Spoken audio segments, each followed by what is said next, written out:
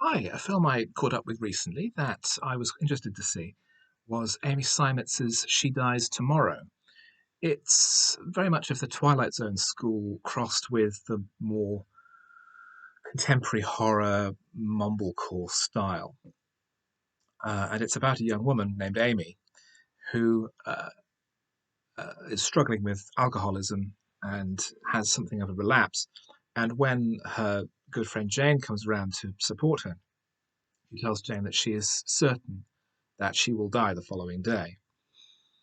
And Jane tries to put her at her ease and leaves her, goes home, carries on working, and then paranoid processes start to work on her mind, and she soon becomes convinced that she also will die tomorrow. She then spreads this paranoia, this anxiety to others, and it becomes a story about how paranoia and anxiety are transmittable viruses almost. The fear spreads from one person to the next. We see in flashback how Amy came to be infected with it through a mysterious, unexplained incident.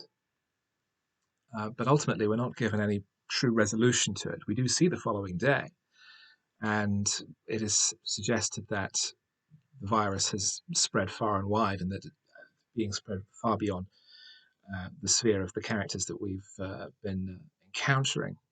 But the problem with the film, I felt, was that it has a very strong basic idea, but it never actually develops it at all.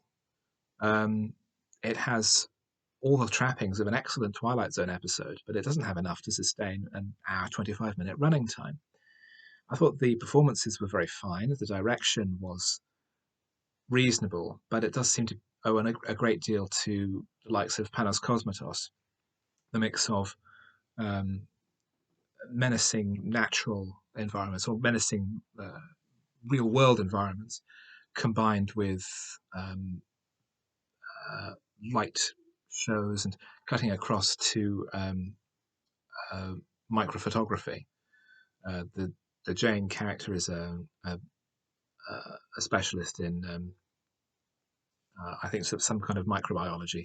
So we occasionally cut to these microbiological images. And although it adds a texture to the image, it's nothing particularly fresh.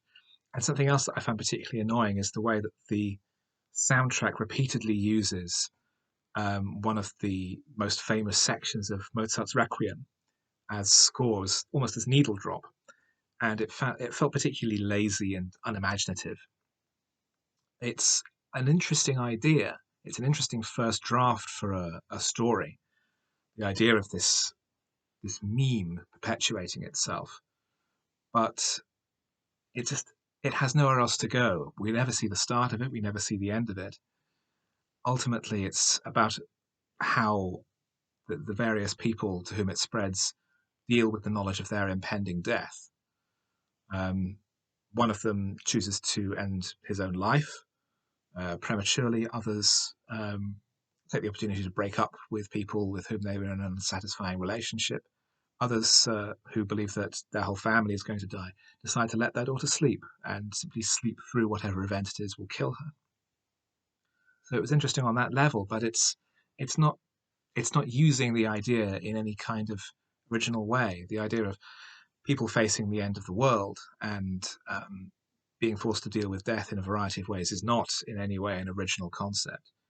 Um, and it's simply exploring that idea through a new concept, which is not pushed in any kind of interesting dimension.